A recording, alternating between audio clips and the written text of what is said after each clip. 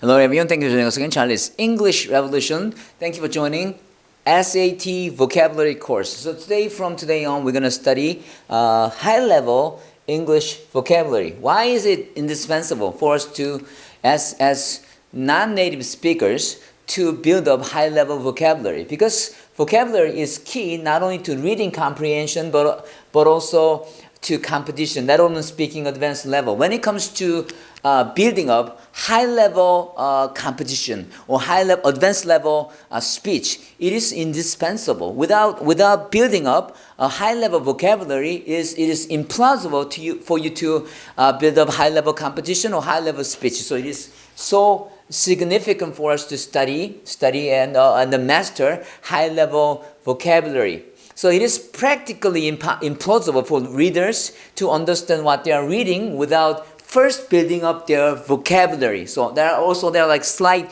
as non-native speakers, it is quite challenging to tell the slight differences of synonyms. Like, for example, like accurate and precise.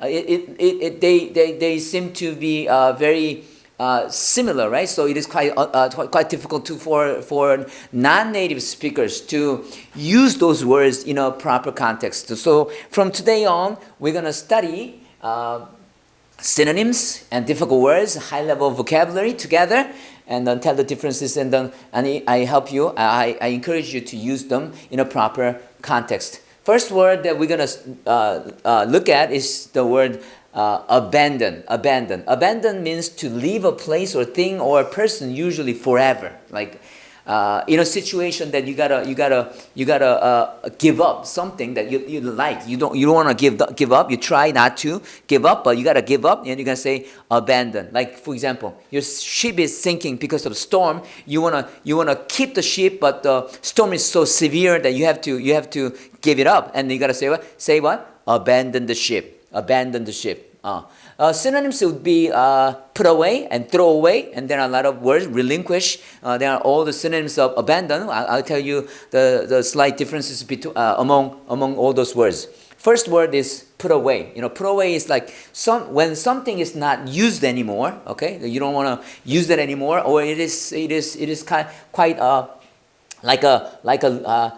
you did a remodeling of your house, and then all the color is white, but there's a table like this, a different color, and you say, hey, I don't want that. You're gonna use that. It is useful, but you don't want to use that, and you can say put it away. Okay. So when something is not used anymore, you can put it away. Please put away that big table if you don't use it. The second is throw away. Throw away is that when something is not useful anymore. It's when something is broken or table is broken, you're not going to use it anymore, and it is not useful anymore, and you want to put it away. You throw it away, and you say what? Throw away. Please throw away that broken table. The table is broken, you got to throw away. But when table is not used anymore, you can put it away. In a storage or in a room. So when away is added to a verb phrase, it means make something disappear. Okay, so away, like kick it away. Okay, like kick it out. It means that you put it out by kicking it, but kick it away means that kick it away and throw it away by kicking it. My father put his dream away in order to in order to financially support us, like putting away. He wants to do it, but because of certain situation happens that he just want to put it away. Okay, so put away doesn't mean that it's not same as throw away. When something is still useful, then you put it away. But when something is not useful anymore, then you can throw it away. Number 3. Relinquish. Relinquish is give up usually something legal, such as responsibility or control or ownership or claim. Something legal that you want to give up, something legal like your ownership, your control. And you can say relinquish. So abandon your right. Abandon your control. Give up your control. Relinquish. Such as let's look at the exemplary sentence. Landlord was forced to relinquish his control over his property. Okay, when you are pushed, when you're forced, when you're compelled, or legally or by some force, you gotta give up, and you can say relinquish my control, relinquish my ownership, relinquish my claim over something. Leave means that put something in a place for a certain period of time. So for a certain time that you want to leave, you put it, like leave it on the table. Like, I left the food in the freezer for like 30 minutes. So that means leave.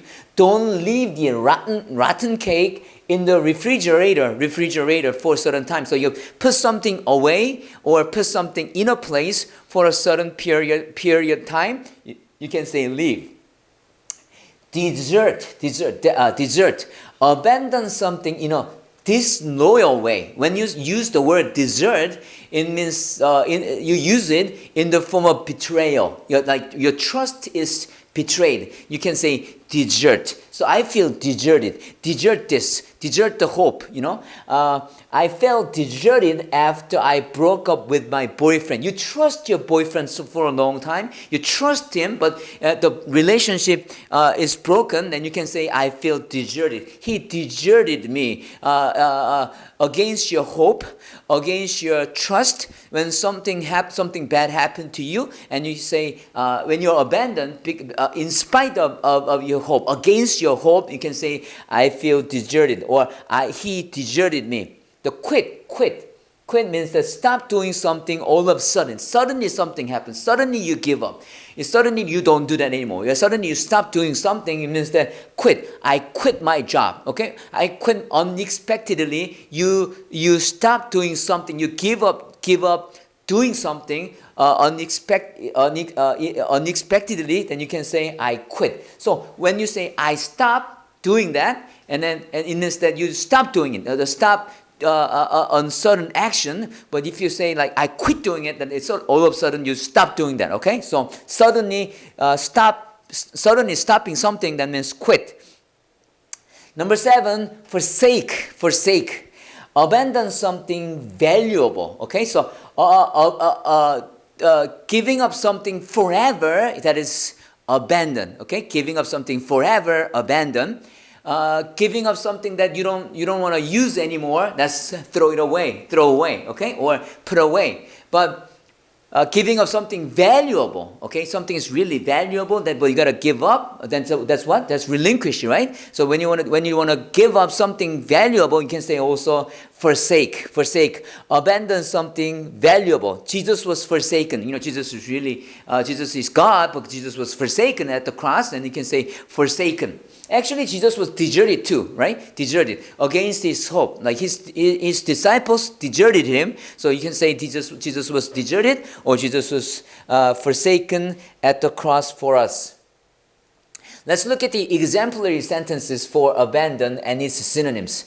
First exemplary sentence: she abandoned her unwanted baby at the church. She tried to keep it. So when abandon is used, you try for certain certain amount of time, but you gotta give up because there's no more energy or no more financial resources or no more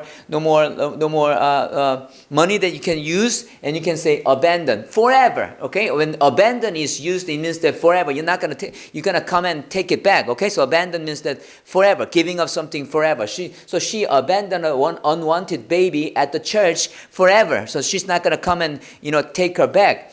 Abandon the ship because there is fire coming up so quickly. So forever, not gonna retake it. So many babies were abandoned on the street after war. There's no way they can raise them. So there's just so many babies are abandoned. The pregnant woman had to give up the baby. Also, you can say give up. Okay, as a synonym of abandon, you can say give up the baby girl forever. So giving up the baby girl forever can be paraphrased into abandoning the baby girl forever.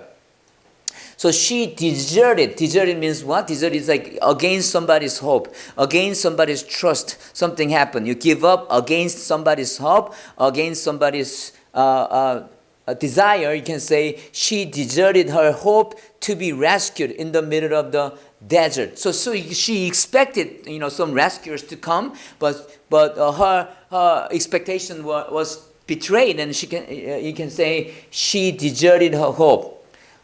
She forsook her hope to become a pilot because of a current financial crisis. Why did she forsake it? So she really wanted to be. She really wanted to be a pilot, but something happened. Something happened that she had to give up, and then something valuable that you want so much, but you gotta give up. And you say she forsook her hope to become a pilot because of the current financial crisis, like putting away your dream, putting away your hope to become a pilot.